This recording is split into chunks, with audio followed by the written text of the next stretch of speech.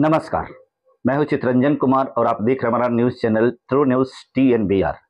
दोस्तों, जैसा कि आप सभी को पता है कि 2024 में लोकसभा का चुनाव जो मार्च में या एक दो सप्ताह के अंदर में उसकी घोषणा होनी है और इस स्थिति में अब देश के प्रधानमंत्री की जो स्थिति है या भाजपा कहें जो रूलिंग पार्टी है जो केंद्र में सत्ता में है उसकी जो स्थिति बन रही है, इस प्रकार से ऐसा लग रहा है कि मानो डेमोक्रेसी जो है वो पूरी तरह से डिमोलिश कर दिया जाएगा।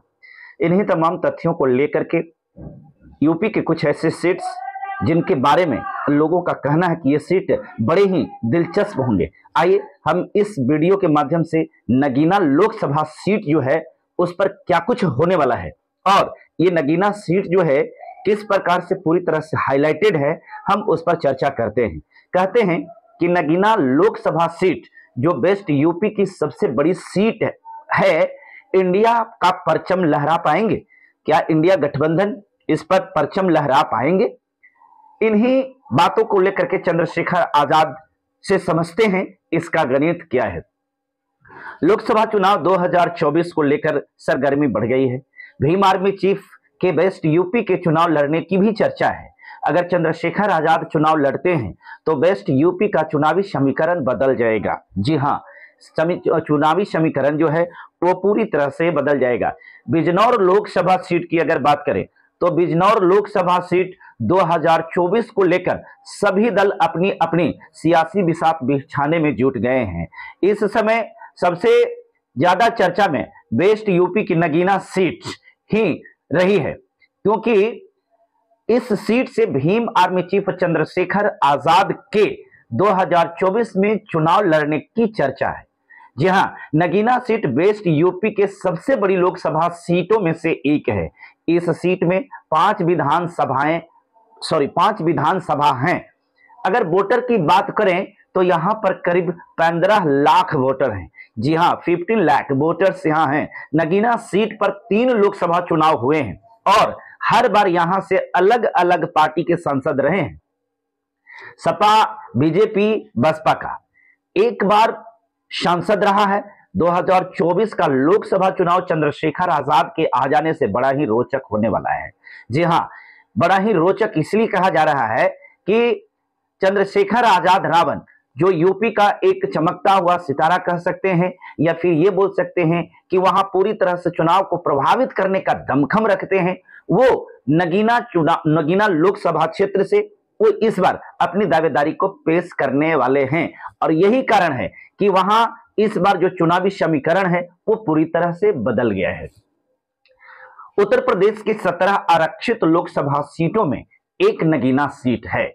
नगीना लोकसभा सीट पहले बिजनौर में आती थी। 2009 के लोकसभा चुनाव में इसको अलग करके नई लोकसभा सीट बना दी गई थी। पहले लोकसभा चुनाव में समाजवादी पार्टी, दूसरे चुनाव में बीजेपी और तीसरे लोकसभा चुनाव में बसपा का सांसद जीता था। अब 2024 में चौथी बार लोकसभा चुनाव होगा, लेकिन भीम आर्मी चीफ के आ जाने से इस सीट का समीकरण बदल गया है। मुस्लिम वोटरों की आबादी ज्यादा है। नगीना लोकसभा सीट पर 1,49,03,441 कुल वोटर्स हैं, जिसमें आपको कह सकते हैं कि 7,95,554 पुरुष तथा 6,69,803 वोटर्स जो हैं ये हैं। सीटों की अगर हम बात करें तो हम आपको बताएं कि नगीना लोकसभा सीट अनुसूचित जाति के लिए आरक्षित है, लेकिन यहां सबसे ज्यादा मुस्लिम वोटर्स हैं। 21% SC वोटर्स हैं। नगीना विधानसभा में मुस्लिमों की आबादी करीब 50% से भी ज्यादा है। जी हां, एक बार फिर से समझिए, मुस्लिम वोटर यहां 50% से ज्यादा है। अब आप इस प्रकार से समझ सकते हैं कि जहां 50% वोटर्स जो हैं मुस्लिम कम्युनिटी से हैं, तो पूरी तरह से मुस्लिम कम्युनिटी जो है उस चुनाव को प्रभावित करते हैं। नगीना लोकसभा सीट पर 5 विधानसभा सीट नजीबाबाद, नगीना, धामपुर, नटटौर और नूरपुर आती है। अब तक का लोकसभा सफर इस प्रकार से है जिस पर नजर डाला जा सकता है। 2009 में पहली बार नगीना सीट पर लोकसभा चुनाव हुआ और सपा के यशवीर सिंह ने बाजी मारी। 2014 के लोकसभा चुनाव में मोदी लहर थी, इसलिए ज्यादातर सीटें पर बीजेपी बाजी मारी। जी हाँ, कहा जा रहा है कि चूंकि ये बीजेपी की उस समय लहर थी, इसलिए बीजेपी के जो कैंडिडेट थी उसने इस पर बाजी मारी थी।